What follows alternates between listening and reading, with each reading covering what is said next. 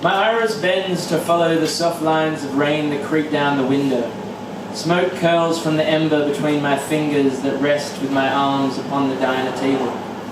The cars outside ease by in amber light with tires that end the universe of shimmering puddles that spray from the asphalt and lose for a moment the pulling embrace of their neon lover, who runs his cursive fingers along their silver skin.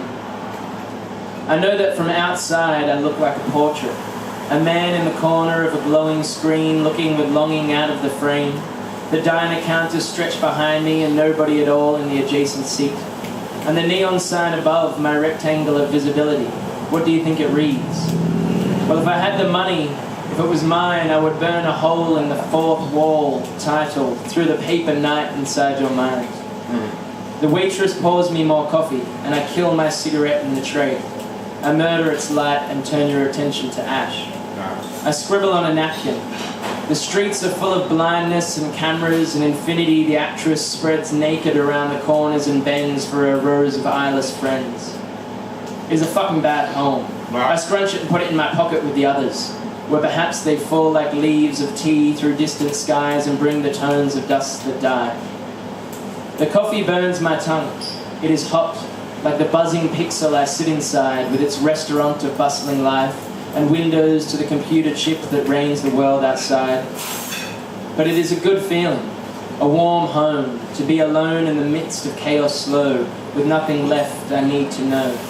In a state of stillness so sharp it cuts fate's every thread, and frees the internet from my head to sow itself through starry webs. As if this diner of mine could slide upon the sea of time, slip between the folding waves and surface up on any page.